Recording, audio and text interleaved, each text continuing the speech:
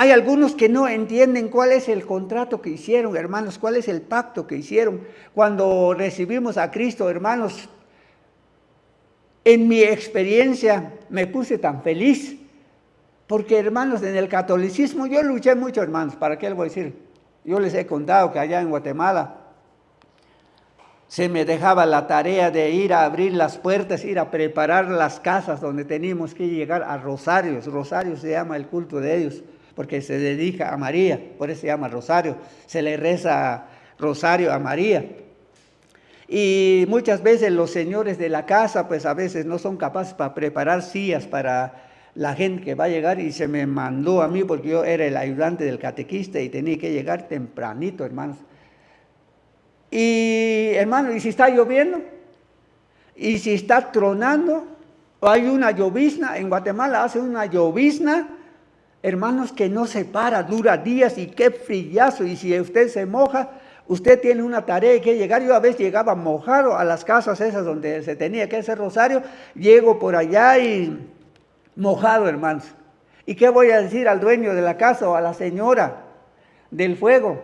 Por favor, dame fuego, voy a secarme. No, hermano, porque llega la hora y llega la gente del rosario.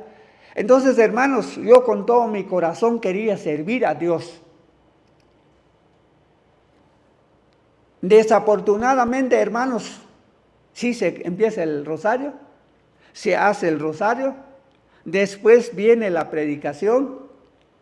Ahora, hermanos, ustedes que son todos creyentes viejos aquí, ahora hay una pregunta que les hago.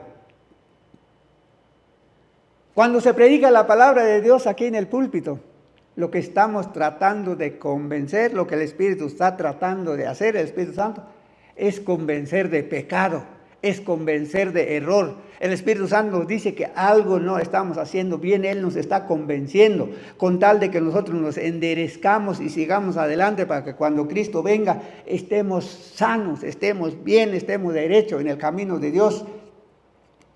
Pero en un rosario, no sé cuándo, si alguien estuvo en un rosario, se empieza la predicación.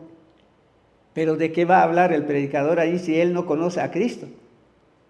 Si él no tiene el Espíritu Santo en su vida, ¿de qué va a tratar él de convencer, hermano? Nada. Él hace ¿quién sabe qué? Una sopita ahí, con tal de cumplir esa liturgia, dices. Simplemente no tiene corazón la predicación, porque ¿qué va a hablar él? Él no es salvo. ¿Cómo te va a decir sálvate si él no es salvo? Entonces, hermanos, si yo dedicaba mi tiempo en ese tiempo para que haya ese servicio, pero no hay predicación, hermano, entonces es una pérdida de tiempo. Es por eso que el Espíritu Santo hoy nos llama, que nos arrepentamos, hermano, que nos enderezcamos. Pues mira las bendiciones que Dios nos ha dado en Cristo, hermanos. Que Dios nos ha dado en Cristo para alabanza de la gloria de su gracia, con la cual nos hizo aceptos en el amado, en Cristo. Es lo que ha hecho el Padre, hermanos. ¿Quién padre puede planear eso, hermanos? Él primero planeó. Después Él envió a su Hijo, hermanos, para que su Hijo muriera por nosotros. Él planeó para que fuéramos salvos, pero para que alegráramos su corazón para alabanza de su gloria, hermanos. Él quiere ser alabado, hermanos. Él es Dios, no hay otro Dios tan grande como Él. En el 7 dice, redimidos por el Hijo. El Hijo ahora empieza el papel del Hijo, en quien tenemos redención por su sangre, el Hijo de Dios. ¿En quien tenemos redención? En el Hijo, por su sangre, el perdón de pecados según las riquezas de su gracia. Hermanos, la riqueza de su gracia. Hermanos, la gracia de Dios es abundante, no es limitado. Entendamos aquí, hermanos, para mí fue una sorpresa hoy, cuando estudié mi sermón. Este sermón, hermanos, se basa de 3 puntos. Primero, el Padre obró, el Padre planeó, el Padre nos predestinó. Y después Él envió a su Hijo para que todo aquel que acepte a Cristo fuera hecho hijo de Dios. Ahora el Hijo entra en su papel, en quien tenemos redención por su sangre. Por la sangre de Cristo nosotros tenemos redención. Ahora somos llamados hijos de Dios, el perdón de pecados, según la riqueza de su gracia, abundancia de gracia en Cristo Jesús, hermanos, que hizo sobreabundar para con nosotros en toda sabiduría e inteligencia. Eso es lo que hizo la gracia de Dios en nosotros, hermanos. Se supone, hermanos, que cuando nosotros aceptamos a Cristo, ya somos, hermanos, santos. Ya tenemos una naturaleza santa, una naturaleza sobrenatural, hermanos, que hizo sobreabundar para con nosotros en toda sabiduría, en toda, hermanos, no un poquito de sabiduría, toda clase de sabiduría, hermanos. Ahora, ¿por qué decimos que nos falta algo en conocimiento, hermanos?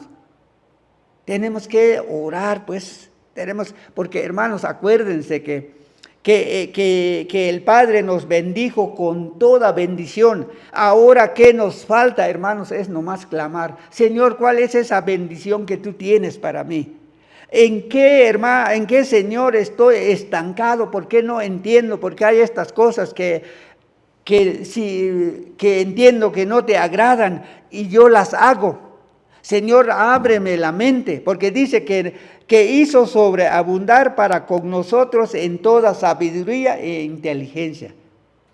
En toda sabiduría e inteligencia. Se supone, hermano, que somos nosotros súper sabios. ¿Por qué llaman al sabio Salomón, hermanos? Es uno que sobresalió. Y nosotros, hermanos, dice que el Señor nos bendijo con toda clase de bendición en Cristo Jesús. Entonces, nosotros no ponemos nuestra parte, hermanos, por eso nos estancamos en ciertas cosas. Dándonos a conocer el misterio de su voluntad, según su beneplácito, el cual se había propuesto en sí mismo. Hermanos, cuando vino Cristo, hermanos, nos dio a conocer el misterio de su voluntad. Había un misterio, hermanos, no revelado. Estábamos enciegados. Pero cuando vino Cristo, hermanos, Él nos abrió la mente, nos libertó esa mente. Porque había un misterio, dándonos a conocer el misterio de su voluntad. ¿Cuál es el misterio de su voluntad, hermanos? El Señor en su voluntad había un misterio escondido, guardado, pero cuando se cumplió el tiempo, según el beneplácito, dice, el cual se había propuesto en sí mismo. Hermanos, el Señor tenía un plan, tenía un misterio no revelado, pero cuando llegó el día de Cristo, hermanos, Él abrió las puertas, liberó Él nuestra mente, nuestra ceguez, hermanos, desde ese día. ¿Por qué, hermanos? Porque Él ya lo reveló. Entonces ahora, como el Padre nos ha bendecido con toda clase de bendiciones, entonces, hermanos, si hay algo que nos falta en nuestra vida espiritual primeramente, para alabanza de su gloria, si vemos que no estamos alabando a Dios como Él merece, hermanos, debemos de humillarnos y pedir: Señor, ¿cuál es tu plan para mí? ¿Cuál es tu deseo para mí? Hermanos, si no oramos, si no pedimos cuál es la revelación de Dios para nosotros, nuestra mente se enciega. Una palabra que transforma. Jesús, el único camino. Pon tu vida en sus manos. Un camino, un Salvador. Él puede cambiar tu vida. Una palabra que transforma.